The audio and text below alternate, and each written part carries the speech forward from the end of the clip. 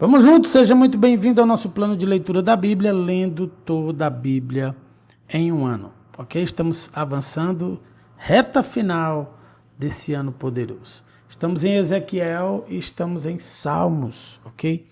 Já prepare aí o seu ambiente, já junte o familiar, pegue seu material de estudo, ou se você está em trânsito, abra o seu coração e vamos a esse tempo na palavra de Deus, tá?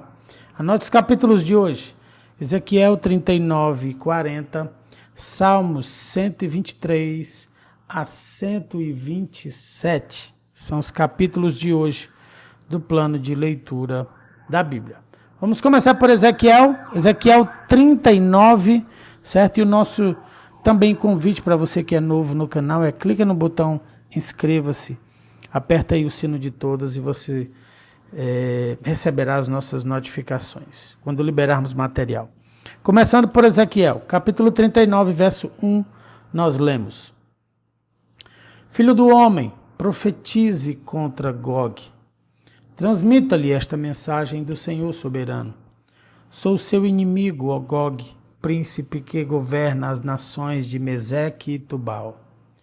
Eu o farei dar a volta e o trarei do extremo norte, e o conduzirei em direção aos montes de Israel. Derrubarei o arco de sua mão esquerda e as flechas de sua mão direita. Você, seu exército e seus aliados morrerão nos montes. Eu os darei como alimento aos abutres e aos animais selvagens. Você cairá em campos abertos, pois eu falei, diz o Senhor soberano. Enviarei fogo sobre Magog e sobre todos os seus aliados que vivem em segurança no litoral. Então eles saberão que eu sou o Senhor. Assim farei conhecido meu santo nome no meio de meu povo Israel. Não deixarei que ninguém desonre meu nome, e as nações também saberão que eu sou o Senhor, o Santo de Israel. Esse dia de julgamento virá, diz o Senhor soberano. Tudo acontecerá como eu declarei. Então os habitantes das cidades de Israel sairão e recolherão seus escudos pequenos e os grandes, seus arcos e flechas, seus dardos e lanças, e os usarão como lenha. Haverá o suficiente para 7 anos. Não precisarão cortar lenha dos campos nem dos bosques, pois essas armas fornecerão todo o combustível necessário. Eles saquearão aqueles que os saquearam e despojarão aqueles que os despojaram, diz o Senhor soberano. Nesse dia prepararei um enorme cemitério para Gog e suas multidões no Vale dos Viajantes, a leste do Mar Morto.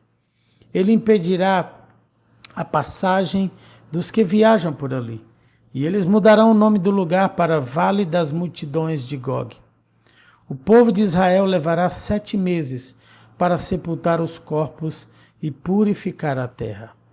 Todos em Israel ajudarão a sepultar, pois esse dia em que eu mostrar minha glória será uma data memorável para Israel, diz o Senhor soberano. Depois de 7 meses, grupos de homens serão nomeados para percorrer a terra em busca de esqueletos para sepultar, a fim de que a terra seja purificada. Onde forem encontrados ossos, será colocado um sinal para que os coveiros os levem e os enterrem no vale das multidões de Gog. Haverá ali uma cidade chamada Ramoná, e com isso, enfim, a terra será purificada. Agora, filho do homem, assim diz o Senhor soberano, chame todas as aves e todos os animais selvagens e diga-lhes: reúnam-se para meu grande banquete sacrificial. Venham de longe e de perto, para os montes de Israel, e ali comam carne e bebam sangue. Comam a carne de homens poderosos e bebam o sangue dos príncipes das nações, como se fossem carneiros, cordeiros, bodes e touros, todos animais engordados de Bazã. Devorem carne até se empanturrar e bebam sangue até se embriagar.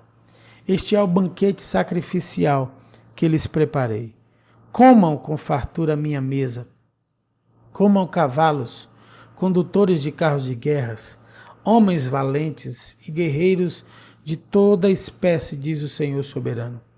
Desse modo, mostrarei minha glória às nações. Todos verão o castigo que trouxe sobre eles e o poder de minha mão quando eu castigo. E daquele dia em diante, o povo de Israel saberá que sou o Senhor, seu Deus. As nações saberão por que Israel foi enviado para o exílio. Foi como castigo por causa do pecado, pois foram infiéis a seu Deus.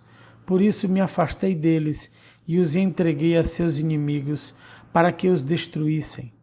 Escondi deles o rosto e os castiguei por causa de sua impureza e de seus pecados. Portanto, assim diz o Senhor soberano: acabarei com o exílio de meu povo, terei compaixão de todo Israel, pois tenho zelo por meu santo nome. Quando voltarem para a sua terra e viverem em segurança, sem que ninguém lhes cause medo, assumirão a responsabilidade por sua vergonha e infidelidade no passado. Quando eu os trouxer de volta das terras de seus inimigos, mostrarei minha santidade no meio deles, para que todas as nações a vejam. Então meu povo saberá que eu sou o Senhor, seu Deus, pois os enviei para o exílio entre as nações e os trouxe de volta para a sua terra. Não deixarei nenhum deles para trás e nunca mais me afastarei deles, pois derramarei meu espírito sobre o povo de Israel. Eu, Senhor soberano, falei. E aqui finalizamos Ezequiel 39. Vamos ao capítulo 40. Em 28 de abril, no 25º ano de nosso exílio, 14 anos depois da queda de Jerusalém, a mão do Senhor veio sobre mim e ele me levou para lá. Numa visão, Deus me levou para a terra de Israel e me colocou num monte muito alto. Dali vi em direção ao sul algo parecido com uma cidade. Quando ele me levou mais perto, vi um homem cuja face brilhava como bronze. Ele estava em pé junto a uma porta e tinha na mão uma corda de medir feita de linho e uma vara de medir. Disse-me: filho do homem, observe e ouça. Preste muita atenção a tudo que lhe mostrarei. Você foi trazido aqui para que eu lhe mostre várias coisas. Depois você voltará ao povo de Israel e contará tudo que vir. Vi um muro que cercava completamente a área do templo. O homem pegou a vara de medir de 3 metros de comprimento e com ela mediu o muro que tinha 3 metros de espessura e 3 metros de altura. Em seguida foi à porta leste, subiu os degraus e mediu a soleira da porta, que tinha 3 metros de profundidade. Na passagem de entrada havia salas para guardas de cada lado. Cada uma das salas era quadrada e media 3 metros de cada lado, e a distância entre as salas era de 2,5 metros. Ao longo da parede da passagem, a soleira interna da porta que dava para o pórtico, na extremidade interna da passagem de entrada, tinha 3 metros de profundidade. Ele também mediu o pórtico, tinha 4 metros de extensão e suas colunas tinham 1 metro de espessura. Esse pórtico era a extremidade interna da passagem de entrada e era voltado para o templo. Havia 3 salas de cada lado da passagem de entrada. Cada uma tinha as mesmas medidas e as paredes entre elas também eram idênticas. Então o homem mediu a porta de entrada, que tinha 5 metros de largura e 6,5 metros de comprimento na passagem. Em frente de cada sala havia uma mureta com 0,5 metros de altura. As salas propriamente ditas tinham 3 metros de cada lado. Então ele mediu toda a largura da porta, a distância desde a parede dos fundos de uma sala para guardas até a parede dos fundos de outra sala. Essa distância era 12,5 metros. Mediu as paredes divisórias ao longo de todo o interior da passagem até o pórtico. A distância era de 30 metros. O comprimento total da passagem de uma extremidade à outra era de 25 metros. Nas paredes das salas e em suas paredes divisórias haviam janelas embutidas que se estreitavam em direção à parte interna. Também havia janelas no pórtico. As superfícies das paredes divisórias eram enfeitadas com entalhes de palmeiras. Então o homem me levou pela entrada até o pátio externo do templo. Ao longo das paredes do pátio havia uma calçada e junto às paredes havia 30 salas que abriam para as calçadas. A calçada ladeava as portas e seu comprimento desde os muros até o pátio era o mesmo da passagem de entrada. Essa era a calçada inferior. Em seguida, o homem mediu a largura do pátio externo do templo, entre a entrada externa e a interna, e a distância era de 50 metros. O homem mediu a porta norte, da mesma forma que a leste. Também ali havia 3 salas e um pórtico. Todas as medidas eram iguais às da porta leste. A passagem da entrada tinha 25 metros de comprimento e 12,5 metros de largura entre as paredes dos fundos de uma sala para guardas e a parede dos fundos de outra sala. As janelas, os pórticos e os enfeites de palmeiras eram idênticos aos da porta leste. Havia 7 degraus que davam para a passagem da entrada. E o pórtico ficava na extremidade interna da passagem de entrada. Do lado norte, como do lado leste, havia outra porta que dava para o pátio interno do templo, oposta à entrada externa. A distância entre as 2 entradas era de 50 metros. Então o homem me levou à porta sul e mediu suas partes, e eram exatamente iguais às medidas das outras portas. Tinham janelas ao longo das paredes, como as outras, e um pórtico no qual a passagem de entrada abria para o pátio externo. E como nas outras portas, a passagem de entrada tinha 25 metros de comprimento e 12,5 metros de largura. Essa entrada também tinha uma escada com 7 degraus que davam para ela, um pórtico na extremidade interna e enfeite de palmeiras nas paredes divisórias. E aqui também havia outra entrada que dava para o pátio interno, oposta à entrada externa.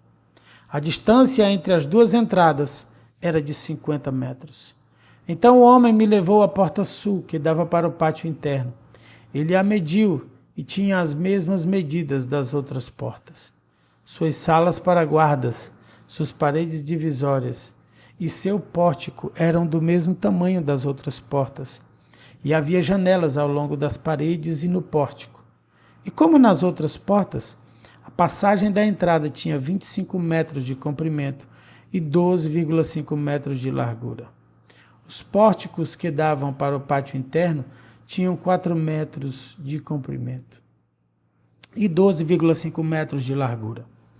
O pórtico da porta sul ficava voltado para o pátio externo. Suas colunas eram enfeitadas com palmeiras e 8 degraus subiam até a sua entrada. Então ele me levou à porta leste que dava para o pátio interno. Ele a mediu e tinha as mesmas medidas das outras portas. Suas salas para guardas, suas paredes divisórias e seu pórtico eram do mesmo tamanho das outras portas, e havia janelas ao longo das paredes e no pórtico.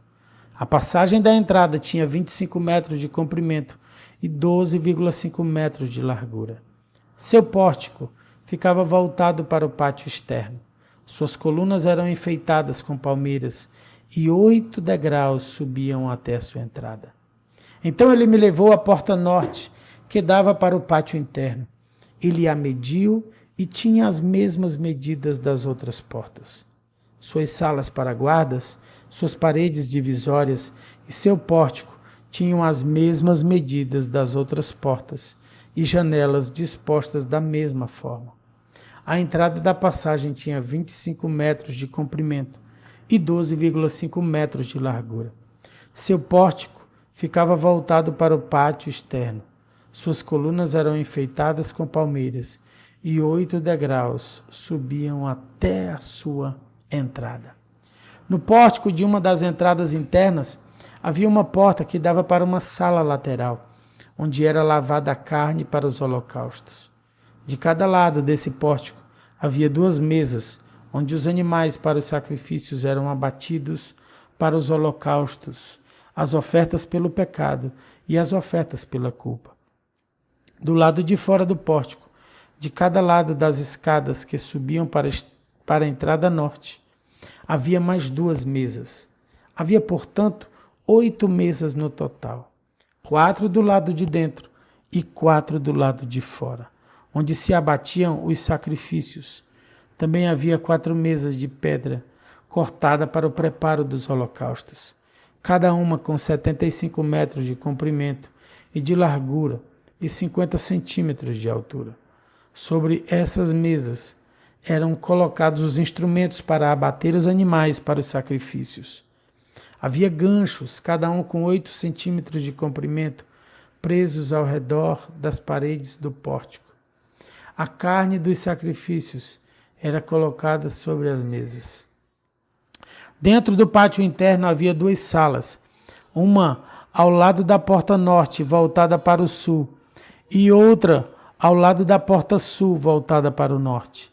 E o homem me disse: a sala ao lado da porta norte é para os sacerdotes que supervisionam a manutenção do templo.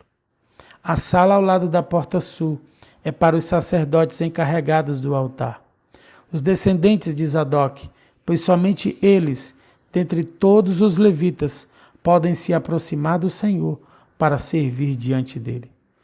Então o homem mediu o pátio interno, e era um quadrado com 50 metros de largura e 50 metros de comprimento. O altar ficava no pátio em frente ao templo. Então ele me levou ao pórtico do templo. Mediu as paredes de ambos os lados da passagem para o pórtico, e tinham 2,5 metros de espessura. A entrada propriamente dita tinha 7 metros de largura, e as paredes de cada lado da entrada tinham mais 1,5 metros de comprimento. O pórtico tinha 10 metros de largura e 6 metros de profundidade. 10 degraus subiam para ele, com uma coluna de cada lado. E aqui nós finalizamos os capítulos de Ezequiel. Vamos a Salmos, vamos a partir do Salmo 123. Levanto meus olhos para ti, ó Deus, que habita nos céus. Continuamos a olhar para o Senhor, nosso Deus, esperando sua compaixão, como os servos que olham para as mãos de seus senhores, e a serva que olha para a mão de sua senhora. Tem misericórdia de nós, Senhor. Tem misericórdia, pois estamos cansados de tanto desprezo. Estamos exaustos de tanta zombaria dos orgulhosos e do desprezo dos arrogantes. E aqui finalizamos Salmo 123, vamos a Salmo 124. E se o Senhor não estivesse ao nosso lado? Que todo Israel diga: e se o Senhor não estivesse ao nosso lado quando os inimigos nos atacaram?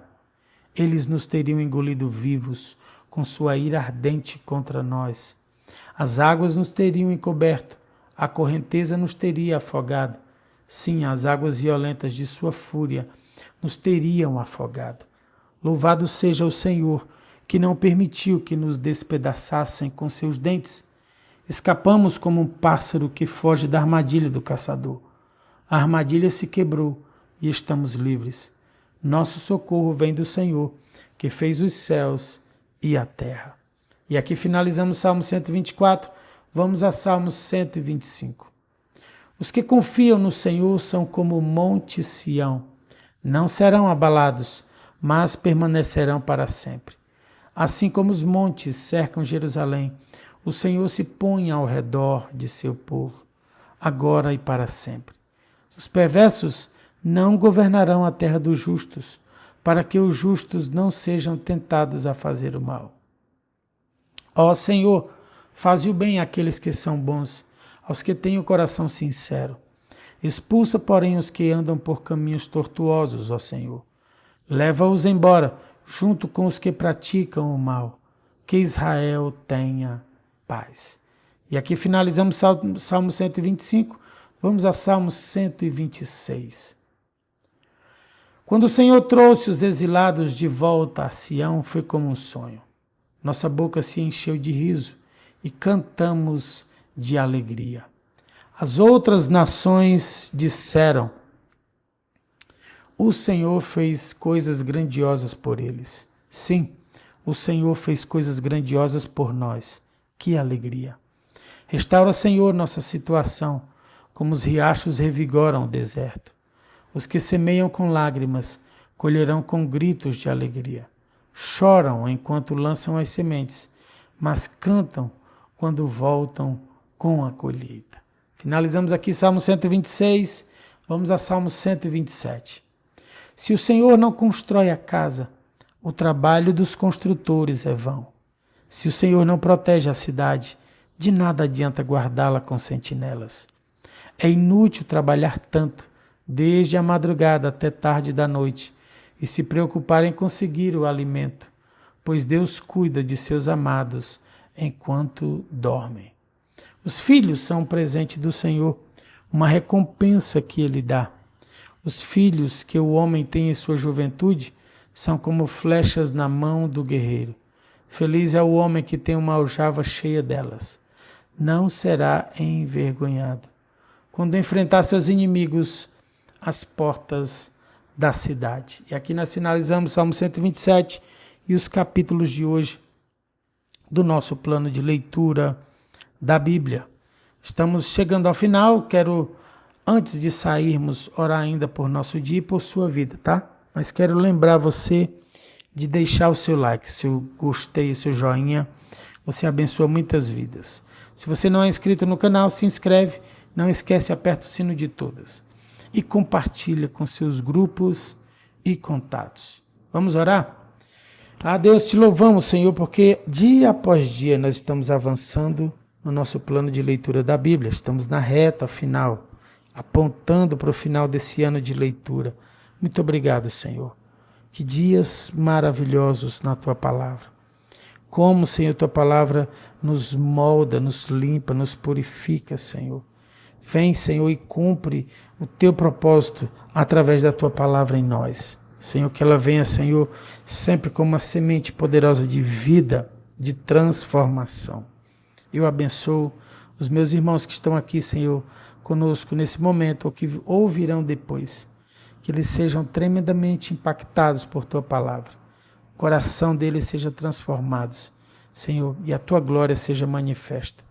Nós declaramos um dia, Senhor, de portas abertas, um dia abençoado, um dia cheio da glória e da bênção do nosso Deus. Eu quero declarar também sobre o seu dia que o Senhor venha trazer a provisão. O Senhor derrame chuvas sem medida sobre sua casa e sua família. Amém? Nós oramos aqui no nome do Senhor Jesus, e você que está do outro lado e recebe, diz aí amém, e glória a Deus, e aleluia. Beijo no seu coração, fica na graça e na paz do Senhor Jesus. Tchau, tchau.